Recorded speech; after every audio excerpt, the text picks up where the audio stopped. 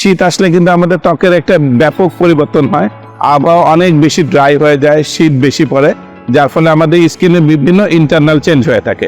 তো এইটা থেকে মুক্ত পেতে হলে আমাদের প্রথম যে জিনিসটা করতে হবে, শীতে ময়েশ্চারাইজারের পরিমাণ ব্যবহার করা বাড়িয়ে দিতে হবে। ময়েশ্চারাইজার কিন্তু আমরা আমাদের ঘরোয়া সরিষার তেল, নারকেল তেল, অলিভ অয়েল থেকে শুরু করে আমরা বিভিন্ন ব্র্যান্ডের ভালো ময়েশ্চারাইজারও পাওয়া যায়।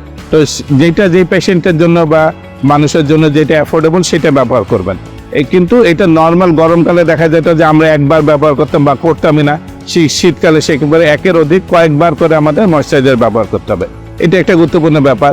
2 নম্বর হচ্ছে শীতকাল আসলে যে রোদের তাপ কমে, কিন্তু আমাদের যে অনেকের একটা ধারণা আছে যে সানস্ক্রিন ব্যবহার করতে হবে না, এটা কিন্তু একেবারে ভুল ধারণা। শীতের এই হালকা রোদেও কিন্তু সানস্ক্রিন দিতে হবে, নাহলে আমাদের রোদজনিত বিভিন্ন রোগ হতে পারে। একই সঙ্গে শীতকালে কিন্তু আমাদের পানি ইনটেকের পরিমাণ বাড়িয়ে দিতে হবে এবং শাকসবজি এবং ফলমূলও কিন্তু খেতে হবে। কেননা আমাদের স্কিনকে আমরা যদি ময়েশ্চারাইজ করতে চাই, সেটা শুধুমাত্র এক্সটার্নাল বা বাইরের জিনিস দিয়ে কিন্তু পরিপূর্ণভাবে হবে না, সেটার জন্য আমাদের ইন্টারনালিও ব্যবহার করতে হবে। এবং একই সঙ্গে আমাদের শীত যেন আমাদের শরীরের উপর না প্রভাব পড়ে, সেই জন্য কিন্তু আমাদের গরম কাপড়ও আমাদের ব্যবহার করতে হবে। ধন্যবাদ।